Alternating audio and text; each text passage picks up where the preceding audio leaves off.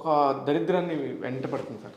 ఆ దరిద్రం ఏంటంటే ఎక్కడో ఎయిర్పోర్ట్లో 2 కిలోల హెరాయిన్ దొరికింది, 1 కిలో డ్రగ్స్ దొరికినాయి, ఎక్కడో గంజాయి ప్యాకెట్లు దొరికినాయి. ఎప్పుడో ఒక చిన్న కేసు పట్టుకొని సినిమా వాళ్ళు ఇది, సినిమా వాళ్ళు అది ఇది అని చెప్పి మారుతూ ఉంటారు. అయినా చూసినప్పుడు ఎలా అనిపిస్తుంటుంది సార్? మా దురదృష్టం అనిపిస్తుంది సార్. అంటే పెద్ద చేపని చంపడానికి చిన్న చేపని ఎరేస్తారు చూసారా? ఫిల్మ్ ఇండస్ట్రీని అలా ఎరేస్తారు. అంటే ఒక పెద్ద వార్తని పక్కకు తోయడానికి సినిమా ఇండస్ట్రీని వాడుతూ ఉంటారు. నాకు అనిపించింది ఇప్పుడు దాకా జరిగింది. మనకి లాస్ట్ టైం ఏమైందండి, ఇనిషియలీ డ్రగ్ కేసు స్టార్ట్ అయినప్పుడు ఇట్ స్టార్టెడ్ విత్ స్కూల్స్.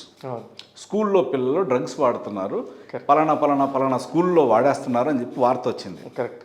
ఈ వార్త హల్చల్ అవ్వే లోపు లేదు లేదు వీటి వెనకాల చాలామంది పొలిటీషియన్స్ కొడుకులు ఉన్నారు, వీళ్ళందరూ కూడా వాడుతున్నారు, అసలు స్కూల్స్ కాదు పొలిటీషియన్స్ కొడుకులే మెయిన్ అని చెప్పి, లేకపోతే పొలిటీషియన్స్ అవ్వచ్చు, ఈ రిచ్ బిజినెస్ పీపుల్ అవ్వచ్చు, వీళ్ళందరూ వాడుతున్నారని చెప్పి వచ్చింది. ఇది హల్చల్ అయ్యే టైంలో ఏమైందో తెలియదు, ఏ పొలిటికల్ ప్రెషర్ వచ్చిందో తెలియదు.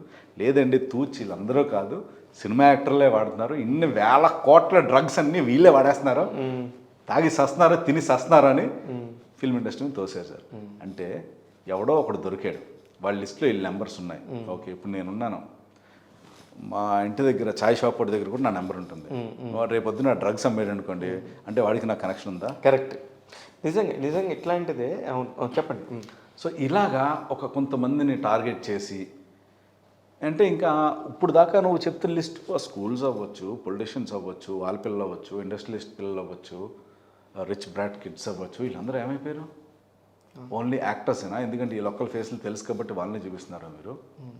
అంటే వీళ్ళు ఇన్ని వేల కోట్లు బిజినెస్ జరుగుతుందని వీళ్ళే చెప్తారు. డ్రగ్స్ అసలు ఎన్ని 2 కోట్లు 3 కోట్ల రూపాయలు డ్రగ్స్ పట్టేసే ఉంటారు. అంటే ఒక వ్యక్తి వీడికి ఇదే పని, ఆడి సినిమాలు తీసుకుని రెమ్యునరేషన్ అంతా తీసుకెళ్ళి డ్రగ్స్ అయితే తింటా కూర్చుంటాడు, ఇంకేం ఉండదా?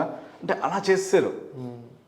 నన్ను చాలా చోట్ల చాలామంది అడిగారు, ఏంటి మీ సినిమాలు అంట డ్రగ్స్ తీసుకుంటారంట, ఏం జరుగుతుందండి మీ దగ్గర?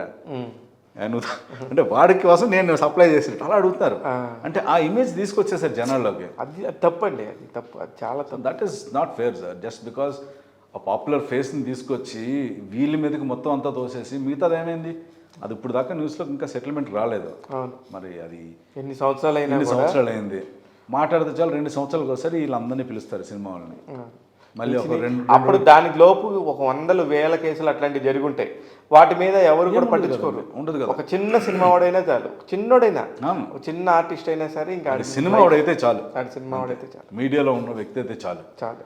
అండ్ దానికి అన్ఫార్చునేట్లీ మన మీడియా వాళ్ళే దాన్ని మళ్ళీ ఇంకా హైప్ చేయడం. అంటే ఇక్కడ అదే సార్ ఆప్షన్ ఉంది. అది మీరు కూడా మీడియా వాళ్ళని తిట్టినా మేము చేయడానికి కూడా ఏం లేదు, ఎందుకంటే అది జరుగుతుంది కాబట్టి ఎవరి ఆక్రోశాన్ని వాళ్ళు వెళ్ళగలుగుతున్నారు. ఎవరు మాత్రం ఏం చేస్తారు? ద సేమ్ వే సార్, ఇప్పుడు sex and violence in movies I tell you is making money. Okay, but అది కాదు సినిమా. అవును, దాని కోర్ పాయింట్ ఏదో ఉంటుంది. ఇప్పుడు ఒక సినిమా అన్న దేనికండి? It's an entertainment. ఓకే, అసలు ఇది అంతా స్టార్ట్ అయింది మన నాటకాల నుంచి స్టార్ట్ అయింది. థియేటర్ నుంచి మనం దీనికి వచ్చాం. అంతకుముందు కథలు చదువుకునే వాళ్ళం. ఈ విజువల్ ఎప్పుడైతే మూవీ కింద వచ్చిందో దాన్ని రియాలిటీ దగ్గర తీసుకోవచ్చు. Reality is not killing and ఇదే కదండి, వైలెన్స్ అండ్ సెక్స్ కాదు కదా. కథను ఎంతో అద్భుతంగా చెప్పొచ్చు, ఎన్నో రకాలు ఉంటాయి, బట్ ఎక్కువ క్యాష్ చేసుకుంటుంది అదే. ఎందుకంటే జనాలు అదే చూస్తున్నారు అన్ఫార్చునేట్లీ. అంటే సార్ మీరు ఇప్పుడు 100 విషయాలు మంచి విషయాలు చెప్పారు, అందులో ఎవడు చూడడు. మీరు అందులో ఒక సెక్స్ పాయింట్, ఒక లవ్ మ్యారేజ్ టాపిక్, ఇప్పటికి నేను చేసిన 6 పత్రికల బిట్లు ఇప్పటికీ వస్తూ ఉంటాయి. సో నేను అందరితో ఎన్నో 100 సినిమాలు, మీ శ్రేయభిలాష్ లాంటి అవార్డ్ మూవీస్ కూడా చేశారు, అవేం చూపించడం. సో అంతే, దట్స్ మీ గురువు గారు